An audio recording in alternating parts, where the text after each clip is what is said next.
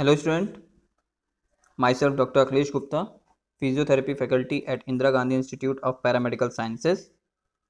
As we were discussing the topic spondylolisthesis, so under the same topic, today we will discuss about its classification.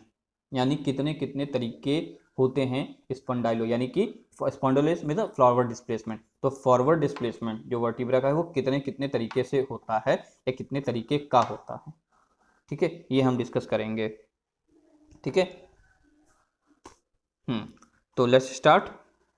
Slip is measured by measuring anterior slip of the vertebral body. Meyerding scientist का नाम है, ठीक है, ठीक। Classified the slip into 4 grade. तो इन्होंने क्या किया, इन्होंने जो स्लिप है, स्लिप का मतलब है एंटीरियर डिस्प्लेसमेंट ऑफ वर्टिब्रा, जो है जो वर्टिब्री खिसक रही है वो कितने परसेंट खिसक रही है या कितना ज़्यादा या कितना कम खिसक रही है, इसको इन्होंने 4 ग्रेड में बांटा है। ठीक है, थोड़ा थोड़ा और ज़्यादा, उससे ज़्यादा, उससे ज़्यादा, तो इसको 4 ग्रेड में इन्होंने बांटा है। ठीक है, ठीक। तो ग्रेड 1 है slip from 0 to 25% up to 1/4 length. ठीक है, तो कहने का मतलब है कि जो जब थोड़ा सा 0 से 25%, यानी कि 0 से लेके 25% तक जब स्लिप खिसके, स्लिप यानी स्लिप हो, इंटरवर्टिब्रल सॉरी वर्टिब्रा जब स्लिप हो, ठीक है, फॉरवर्ड डिस्प्लेसमेंट हो, कितना, सिर्फ 25%। ठीक, तो क्या कहते हैं उसको, ग्रेड 1 कहते हैं। और ये कितना होता है, जो उसकी चौड़ाई होती है पूरी वर्टिब्री की, जो चौड़ाई, पूरी नहीं, लंबाई की बात नहीं कर रहा हूँ, चौड़ाई, चौड़ाई जो होती है उस वर्टिब्री की जो खिसक रहा है उसका सिर्फ 1/4 हिस्सा ही खिसके अपनी जगह से, या उतना ही वो बाहर निकले।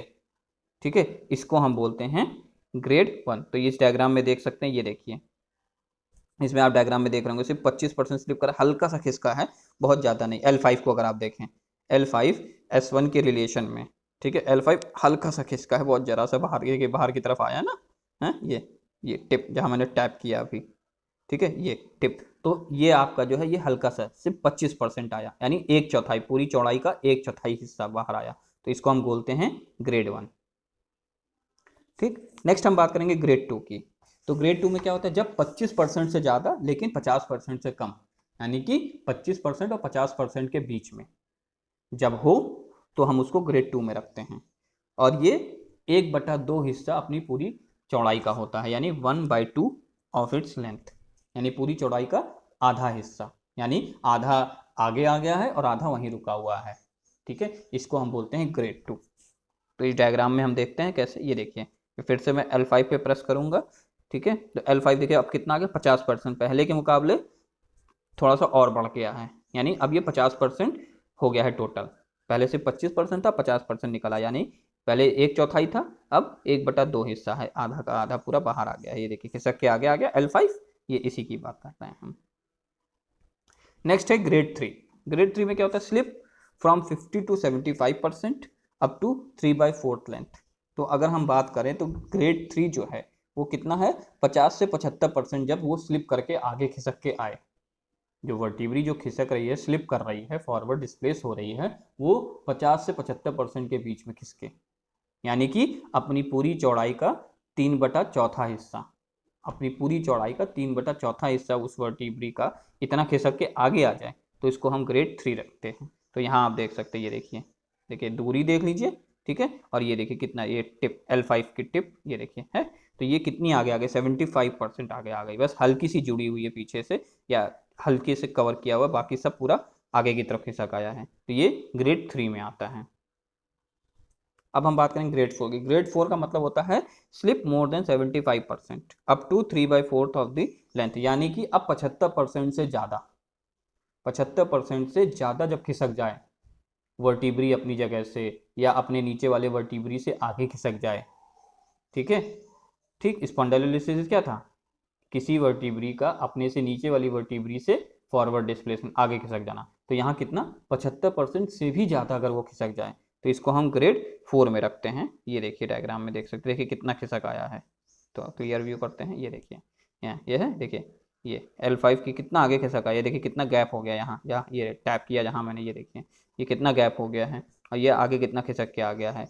तो 75 से लगभग 100% मान सकते हैं कि ये इतना खिसक जाता है, तो हम इसको ग्रेड 4 कहते हैं। यानी कि हम इससे ये मेजर कर रहे हैं कि इसकी सीवियरिटी कितनी है। कम खिसक रही है तो ज़्यादा सीवियर नहीं है, बहुत ज़्यादा खिसक रही है तो सीवियर है, और ज़्यादा खिसक रही है तो ग्रेड 3 का है, और ज़्यादा खिसक रही है तो ग्रेड 4 है। तो ये सीवियरिटी चेक करते हैं इस ग्रेडिंग से। ठीक है, इस ग्रेडिंग से हम ये चेक करते हैं कितना सीवियर है या कितना सीवियर नहीं है। ठीक है, नेक्स्ट हम बात करेंगे इसके क्लिनिकल फीचर की। तो हमको कैसे क्या क्या सिम्टम्स आएंगे, उस पेशेंट को क्या क्या सिम्टम्स आएंगे जब उसको स्पॉन्डाइलोलिस्थेसिस होगा। अब the isthmic type present in the adolescents and young adult. तो अगर हम किशोरावस्था, ठीक है, या यंग, ठीक है, यंग लोग की बात करें, 20 से 25 साल के नीचे के लोगों की बात करें, ठीक है, तो इस्थेमिक उसमें ज़्यादा मिलता है। इस्थेमिक का यानी कि पार्स इंटरकोलैरिस का फ्रैक्चर, जो डिस्प्लेसमेंट हो रहा है वो पार्स इंटरकोलैरिस के फ्रैक्चर की वजह से हो रहा है। और ये किस में देखा जाता है? एडोलेसेंट्स में और यंग एडल्ट में। The degenerative type occur in old age. तो हमने टाइप्स पढ़ा था ना, इस्थेमिक, पैथोलॉजिकल, डीजेनरेटिव, ट्रोमैटिक, डिस्प्लास्टिक। इसमें से जो डीजेनरेटिव वाला है वो किस में दिखेगा? ओल्ड एज में, क्योंकि सबसे ज़्यादा डीजनरेशन किस में होता है? ओल्ड एज में ही तो होता है अपने आप, नेचुरल डीजनरेशन। तो ये सबसे ज़्यादा उसी में दिखेगा, ओल्ड एज में सबसे ज़्यादा दिखेगा। अब patient complains of low back pain या low back ache which is worse after some activity and relieve by rest. तो पेशेंट क्या कंप्लेन करेगा? उसके कमर में दर्द रहेगा। ज़्यादातर आपका स्पॉन्डाइलोलिस्थेसिस कहाँ होता है? L5-S1 पे, और ये कमर का हिस्सा है तो यहाँ दर्द बना रहेगा, उसको कमर में दर्द रहेगा। ठीक है, जो कि कुछ भी काम करने से बढ़ जाएगा और आराम करने से कम हो जाएगा उसका पेन। ये पहचान होगी इसकी। पेन में रेडिएट डाउन टू वन और both legs, that is sciatica. तो जो उसका दर्द है वो हो सकता है कि इतना ज़्यादा खिसक गया हो कि वो नस को दबा रहा हो, नस को डिस्टर्ब कर रहा हो, तो उससे क्या होगा? नस कंप्रेस होगी, दबेगी। जब दबेगी तो क्या होगा? जो पेन अभी सिर्फ कमर पे था, मस्कुलर पेन जो था अभी तक, वो क्या होगा? न्यूरोलॉजिकल पेन में बदल जाएगा, यानी नर्व पेन में। और वो वहाँ से होते हुए जहाँ जहाँ सियाटिक नर्व जाती है आपके पीछे पैरों तक, ठीक है, पैर के पीछे वाले हिस्से तक, वहाँ तक उसको दर्द महसूस होगा। A depression is seen above the 5th lumbar vertebrae. तो अब ये कह रहे हैं कि अब आप जब पाल्पेट करके देखेंगे तो आपको महसूस होगा कि ये गड्ढा है, डिप्रेशन है, गड्ढा है। कहाँ? L5 के ऊपर गड्ढा से, क्योंकि वो आगे खिसक आई है। जब वो आगे खिसक आई है तो क्या होगा? गड्ढा गड्ढा नुमा हो जाएगा, खाली खाली लगेगा वो। तो ये आपको फील होगा, ये पाल्पेट करके आप देख सकते हैं। देयर में be associated neurological symptom in the lower. तो जैसे कि हमने बात की थी कि अगर नर्व भी डिस्टर्ब हो रही है, इतना ज़्यादा डैमेज है, इतना ज़्यादा वो खिसक के आ गई है कि नर्व भी डैमेज हो गई है, तो उससे क्या होगा? उसको न्यूरोलॉजिकल सिम्टम, जैसे कि नस दबने से क्या होता है? आपका नंबनेस, सुन्नपन, ठीक है, पैरेस्थीसिया, कम पता चलना, सेंसेशन कम हो जाना, ये सारी चीज़ें उसको पता चलेंगी। There is exaggeration of the lumbar lordosis. तो जो कमर होगी वो उसकी और ज़्यादा अंदर दब जाएगी। एक नॉर्मल लॉर्डोसिस होता है, हल्का सा कर्व रहता है कमर में, सभी की कमर में वो इस पेशेंट के केस में या इस केस में पेशेंट का जो कमर होगी वो और ज़्यादा अंदर दब जाएगी, तो एक्सेजरेटेड हो जाएगा, उसका लंबर लॉर्डोसिस और ज़्यादा बढ़ जाएगा, खांचा और ज़्यादा हो जाएगा। कमर के पीछे आप हाथ लगा के देखेंगे तो अंदर धंसा होगा वो ज़्यादा। The movement of the spine are grossly not limited. तो ये नहीं कह सकते कि इससे एकदम मूवमेंट ब्लॉक हो जाता है, ऐसा नहीं है। लेकिन वही है कि मूवमेंट करने पे पेन होगा, ठीक है, लेकिन ऐसा नहीं है कि मूवमेंट ब्लॉक हो जाता है, बंद हो जाता है, ऐसा नहीं है। प्रिकॉशन के लिए मूवमेंट नहीं किया जाता है, लेकिन इतना भी नहीं होता है कि हम ये कह दें कि हाँ आप बेड मतलब बिल्कुल काम मत करिए, इतना ज़्यादा नहीं होता है। अब हम नेक्स्ट बात करेंगे इसके इन्वेस्टिगेशंस की, कि क्या क्या इन्वेस्टिगेशन। तो इसमें जो इन्वेस्टिगेशन होता है वो आपके रेडियोलॉजिकल इन्वेस्टिगेशन होता है, देखने के लिए कि क्या सीवियरिटी कहाँ है, दूसरा कितनी सीवियरिटी है, ये चेक करने के लिए। तो सबसे पहले हम कराएंगे एक्सरे। तो जाहिर है ये बोन की डिफॉर्मिटी है, तो सबसे पहले हम एक्सरे ही कर जाएंगे, एक्सरे के लिए जाएंगे। ठीक है, तो एक्सरे में क्या होता है? Anterior displacement of one vertebrae over the other can be seen on the lateral view of the spine. तो जब हम एंटीरियर पोस्टीरियर व्यू भी होता है, लेटरल, तो लेटरल व्यू जब हम कराएंगे एक्सरे कमर का, स्पाइन के स्पाइन में भी कमर वाला जो हिस्सा उसका कराएंगे, तो उसमें हमको पता चलेगा, दिखेगा एंटीरियर डिस्प्लेसमेंट ऑफ वर्टिब्रा। एक वर्टिब्रा का दूसरी वर्टिब्री पे या अपनी नीचे वाली वर्टिब्री पे आगे की तरफ खिसकना, ये आपको साफ साफ दिखाई देगा लेटरल व्यू से। ऑन ऑब्लिक व्यू, और जब आप एक ऑब्लिक व्यू भी होता है, तो ऑब्लिक व्यू से जब आप करेंगे, ठीक है, स्पाइन में show defect in the pars इंटरकोलरिस।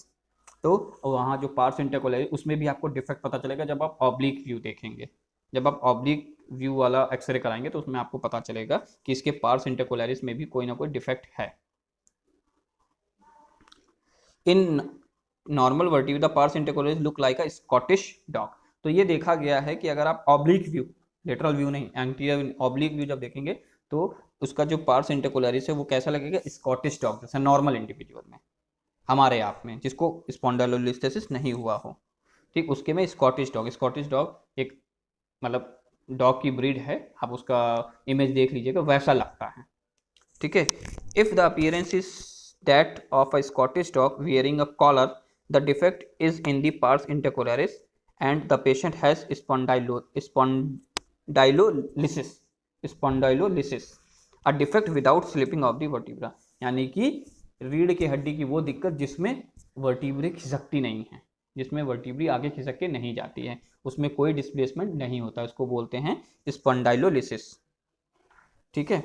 और ये कैसी दिखती है, ऐसा लगता है जैसे स्कॉटिश डॉग जो है उसने कॉलर पहन रखा हो, गले में पट्टा पहन रखा हो, ऐसा दिखता है। ये नॉर्मल है, ठीक है। जैसे कि ये इस डायग्राम में आप देख सकते हैं कि नॉर्मल है, तो ऐसा लग रहा है जैसे पीला वाला पोर्शन अलग से किया गया, ऐसा होता नहीं है, तो ऐसा लगेगा जैसे, और ये देखिए कुत्ते की आकृति, ऑब्लिक व्यू है ये, तो ये देखिए ऐसा लग रहा है ना कोई डॉग है, ये इसका मुंह, ये इसके कान, ये इसका आगे वाला पैर, ये इसका पीछे वाला पैर, ठीक है, ठीक, ये इसका पीछे वाला पैर, ये इसका गर्दन, ठीक है। तो ये गर्दन वाला जो हिस्सा है ये, तो ऐसा लगेगा उसने बेल्ट पहन रखी है गर्दन में, ठीक है, ये नॉर्मल है, ठीक, ठीक है। तो फिर हम आते हैं, ये देखिए, ये जब उसके स्पॉन्डाइलोलिसिस होगा तो उसको ऐसा, ये देखिए ऐसा लगेगा जैसे वो कॉलर जो है वो बढ़ गया है, ये देखिए ऐसा लग रहा है, ये देखिए है, ये ग्रीन गैप आ गया, हल्का सा गैप आया है, ठीक है, ठीक। तो ये होता है आपका तब जब स्पॉन्डाइलोलिसिस होगा, इसमें डिस्प्लेसमेंट नहीं दिख रहा है, ये विदाउट डिस्प्लेसमेंट है, स्पॉन्डाइलोलिसिस, ध्यान से सुनिएगा, इसीलिए मैं बहुत क्लियरली बोल रहा हूँ। If the head of the Scottish dog is separated from the neck, यानी कि जो स्कॉटिश डॉग जो हम एज्यूम कर रहे हैं आकृति, उसका अगर हेड उसकी गर्दन से अलग हो जाए, ऐसा दिखे कि गर्दन अलग हो गई है, ठीक है, गर्दन, हेड अलग हो गया है गर्दन से, द पेशेंट हैज स्पॉन्डाइलोलिस्थेसिस, तो ये क्लियरली शो करता है कि हाँ पेशेंट को स्पॉन्डाइलोलिस्थेसिस हो गई है, उसका पार्स इंटरकुलरिस जो है वो डिस्टर्ब हो गया है, वो टूट गया है, पार्स इंटरकुलरिस जो है वो टूट गया है, डिस्टर्ब हो गया है, और गर्दन जो है वो हेड से अलग हो गई है। तो इसको हम a defect with slip of vertebra, ये कब दिखेगा, जब उसका वर्टिब्रा अपनी जगह से स्लिप कर जाएगा, उसमें देखा जाता है। अब this is called the dog sign और द टेरियर साइन, इसको हम या तो डॉग साइन कहते हैं क्योंकि डॉग वाली आकृति बनती है, या टेरियर साइन नाम दिया गया है इसको, ठीक है। अब ये कैसा दिखता है, ये देखिए स्पॉन्डाइलोलिस्थेसिस में देखिए, तो ये कैसा दिखता है, देखिए ऐसा लग रहा है, देखिए एकदम गर्दन, ये जो हेड वाला हिस्सा है ये एकदम अलग हो गया है, ठीक है, गर्दन से, ये गर्दन है ना, गर्दन से एकदम हेड वाला हिस्सा एकदम अलग हो गया है, जहां मैंने अभी टैप किया ये एकदम अलग हो गया, ऐसा दिखता है उसमें, ठीक है। अब हम आगे बढ़ते हैं, हम सिटी स्कैन और एमआरआई भी कराते हैं अगर न्यूरोलॉजिकल सिम्टम भी होते हैं उसमें, यानी पेशेंट कंप्लेन करता है कि मेरे पैरों तक भी दर्द जा रहा है कमर से, और झुंझुनी भी हो रही है, सुंदपन भी हो रहा है, ठीक है, तो हो सकता है वहाँ की नस दब रही हो, तो इसके लिए हम सिटी स्कैन और एमआरआई भी कराते हैं, ताकि ये पता चल जाए कि कहीं नस दब तो नहीं रही है, और दब रही है तो कहाँ दब रही है, ये चेक करने के लिए हम सिटी स्कैन और एमआरआई भी कराते हैं। ओके, थैंक यू क्लास, आज के लिए इतना ही।